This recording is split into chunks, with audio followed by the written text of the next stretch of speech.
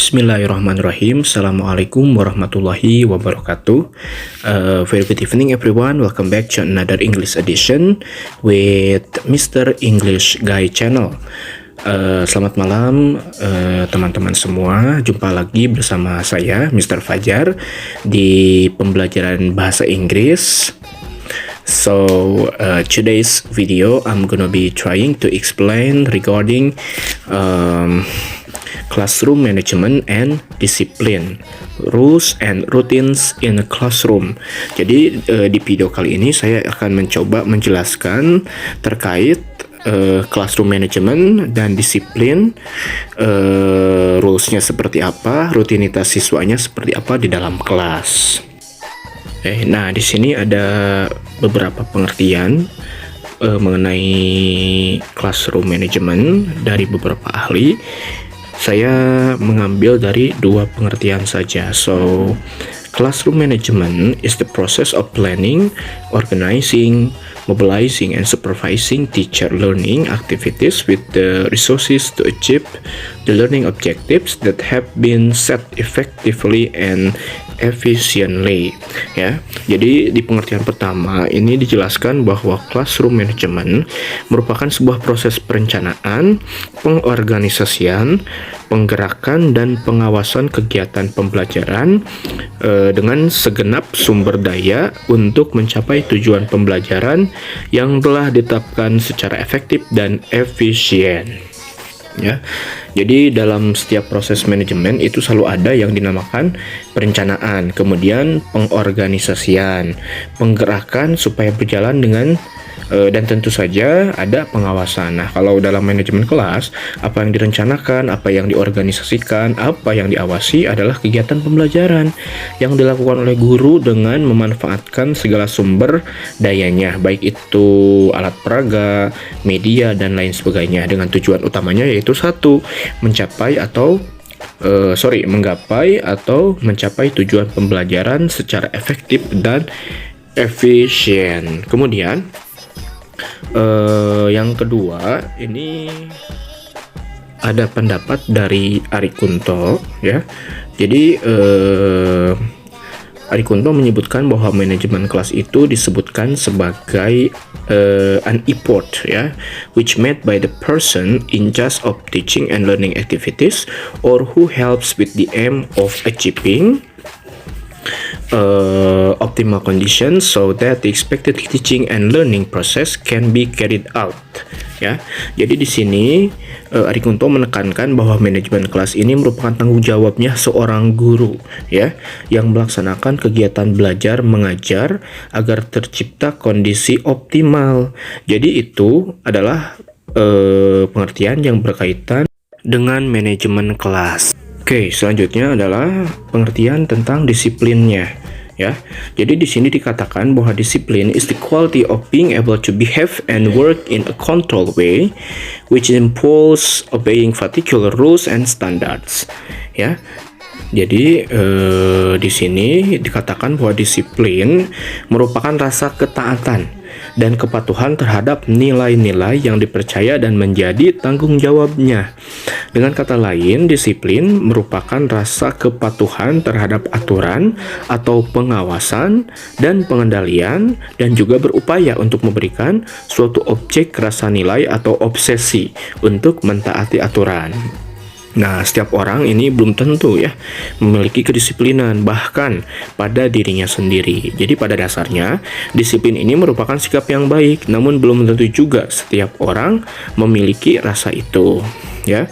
Seperti disiplin waktu misalnya, atau disiplin ilmu dan lain sebagainya.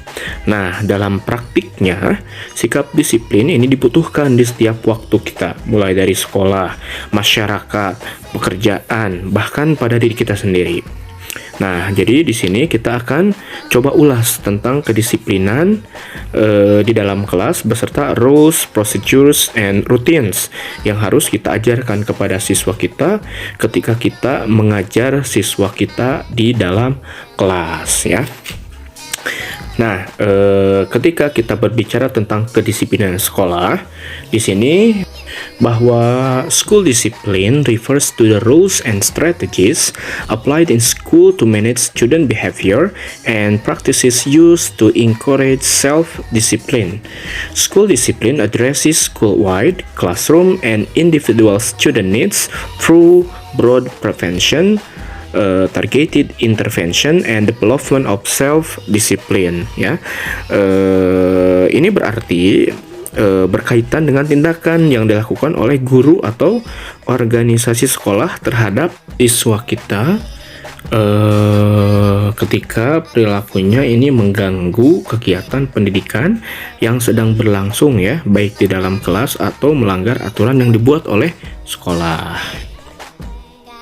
Oke, selanjutnya ini ada beberapa manfaat dari sikap disiplin siswa kita di dalam kelas, ya. Yang pertama ada sensitivity to grow, ya. Sensitivitas siswa kita untuk tumbuh, ya. Jadi maksudnya di sini adalah seorang anak yang sedang tumbuh menjadi orang yang sensitif atau penyayang, ya, yang mempercayai orang lain. Jadi maksudnya sikap ini dapat memudahkan siswa kita untuk mengungkapkan perasaannya kepada teman-temannya, terutama kepada guru dan orang tuanya. Jadi sikap disiplin sejak dini memudahkan anak didik kita, ya, untuk mengeksplorasi perasaan orang lain, terutama ketika berteman di dalam kelas, ya. Kemudian yang kedua ini ada increasing concern, ya. Disiplin dalam manfaat yang kedua di sini memberikan anak integritas, ya. Jadi anak tidak hanya dapat mengambil tanggung jawabnya, tetapi juga dapat menyelesaikan masalahnya dengan baik, cepat, dan mudah. Kemudian yang ketiga ada increasing trust, ya. Meningkatkan kepercayaan. Sikap ini berkembang ketika anak diberi kepercayaan untuk melakukan apa yang bisa ia lakukan, ya. Kemudian yang keempat ini ada growing independence, ya. Tumbuhnya kemandirian siswa kita terutama di dalam kelas. Nah, disiplin ini merupakan bimbingan yang tepat, ya, bagi anak untuk membuat atau mampu mengambil keputusan yang bijaksana, ya. Melalui pembelajaran mandiri, anak dapat mengandalkan fakta bahwa mereka dapat memenuhi kebutuhannya, ya. Anak-anak juga dapat menjelajahi lingkungannya dengan baik. Oke, selanjutnya kita ke macam-macam sikap disiplin di dalam kelas. Yang pertama ada disiplin of time, ya, disiplin waktu. Sebagai seorang pendidik, kita harus mengajarkan siswa-siswi kita untuk selalu disiplin terhadap waktu, ya. Seperti misalnya tepat waktu ketika masuk kelas, tahu waktunya ketika harus fokus belajar dan bercanda, dan lain-lain. Kemudian yang kedua ada disiplin ilmu, ya. Nah, di sini kita harus bisa menanamkan dan memberikan pemahaman terkait ilmu kepada siswa kita, baik itu ilmu pengetahuan dan ilmu-ilmu lainnya. Agar supaya siswa kita dapat menggunakan ilmunya untuk kebermanfaatan orang banyak, sehingga nantinya itu tidak disalahgunakan.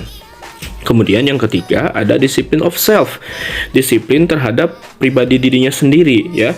Nah, di sini merupakan kesediaan untuk disiplin bagi dirinya sendiri. Jadi kita ajarkan siswa kita untuk selalu berorientasi diri terhadap tujuan yang diinginkan melalui latihan dan pengembangan, ya. Di sini berarti disiplin terhadap disiplin yang rasa disiplin yang timbul dari diri mereka sendiri, ya.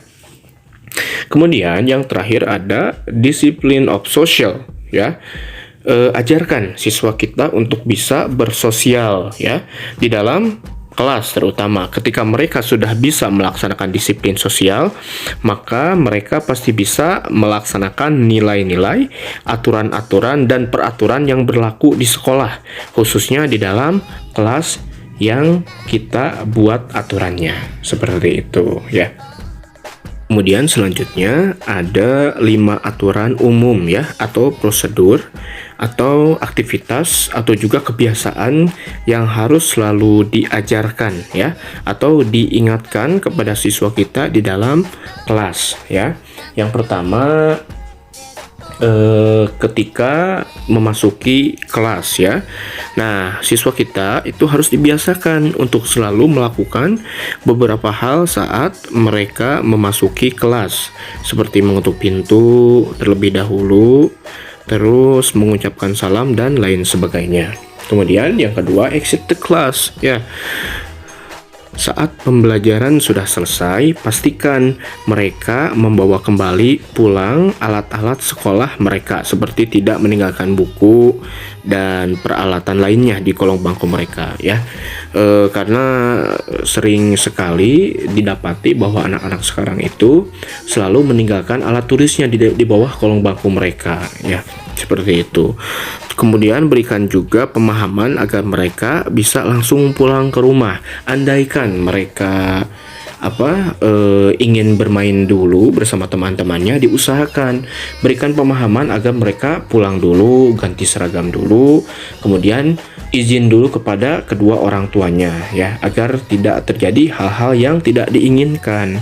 Yang ketiga ini ending of the day. Jadi biasakan agar siswa kita selalu berdoa ya, baik sebelum melakukan pembelajaran ini, terutama ketika mereka ingin pulang meninggalkan kelas ya. Yang pada clean up the class. Nah, jadi kita juga harus membuat daftar piket ya, untuk di kelas gitu.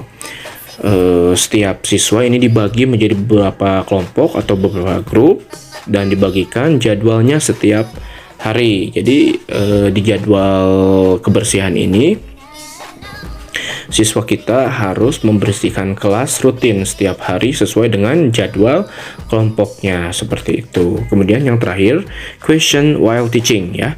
Nah, di question while teaching ini umum ya, selalu dilakukan oleh guru ketika mengajar di dalam kelas. Tetapi tidak sedikit juga guru yang tidak melakukan hal seperti ini. Jadi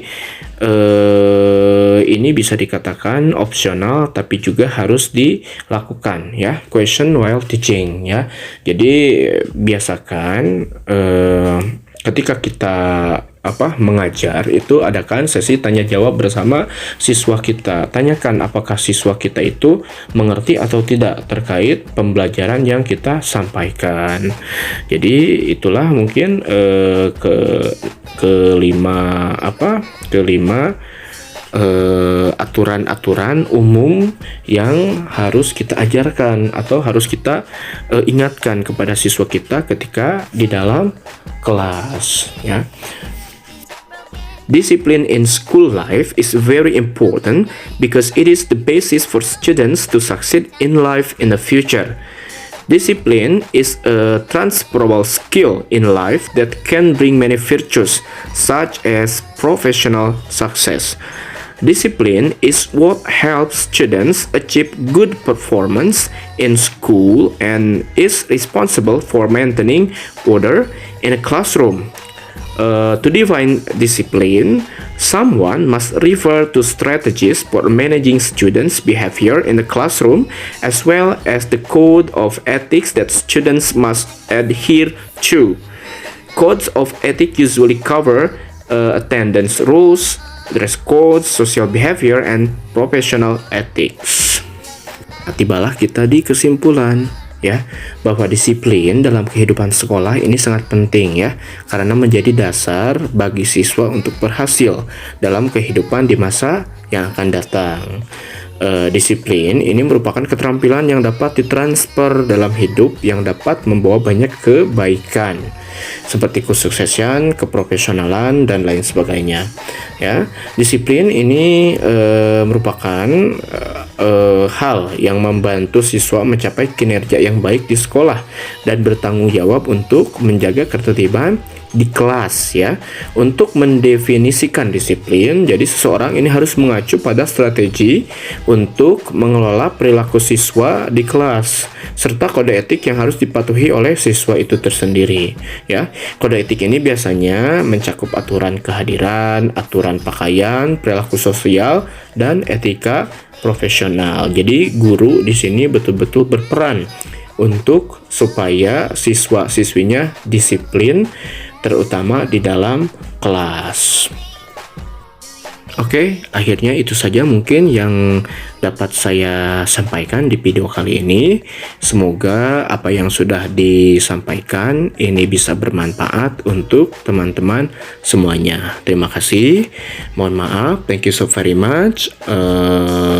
See you in the next video. Assalamualaikum warahmatullahi wabarakatuh. Goodbye.